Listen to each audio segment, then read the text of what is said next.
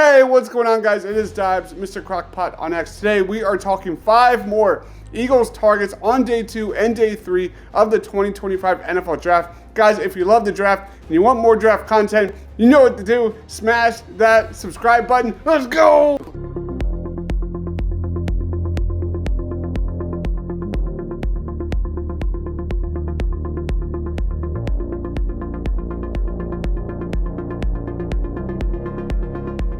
Alright guys, let's start off with Azareye'h Thomas, cornerback out of Florida State. Thomas is an intriguing corner prospect from Florida State who combines impressive length and size with promising physical tools. At 6'2" and nearly 200 pounds, Thomas has prototypical frame for an NFL corner, utilizing his long arms and body control to disrupt plays in coverage and compete in the run game. While still developing in some areas of his game, Thomas's physicality, ball skills, and athleticism make him a versatile option for teams looking for a boundary defender with upside. Azareye'h Thomas projects as a mid-round pick with the potential to develop into a starting outside corner in the NFL. His size, length, and physicality make him an appealing fit for zone-heavy schemes where his ability to disrupt routes and contest passes will be maximized. With refinement, he has the potential to become a valuable contributor in an NFL secondary, and I love his fit with the Philadelphia Eagles. Let's watch some highlights.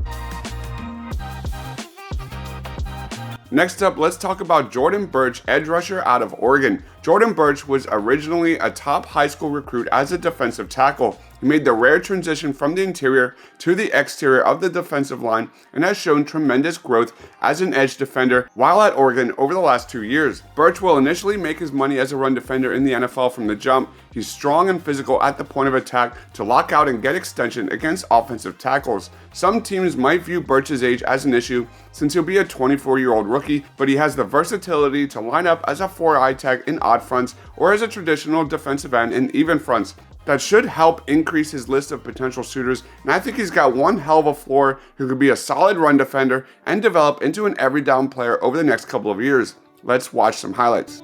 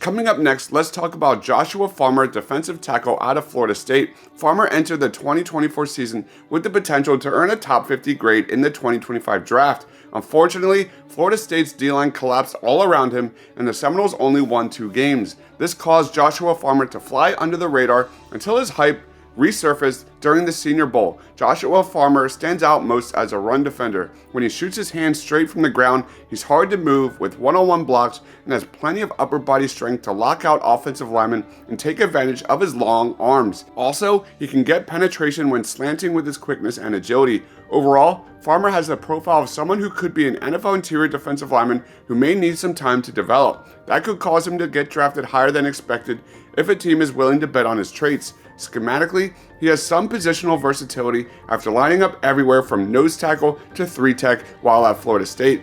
Let's watch some highlights.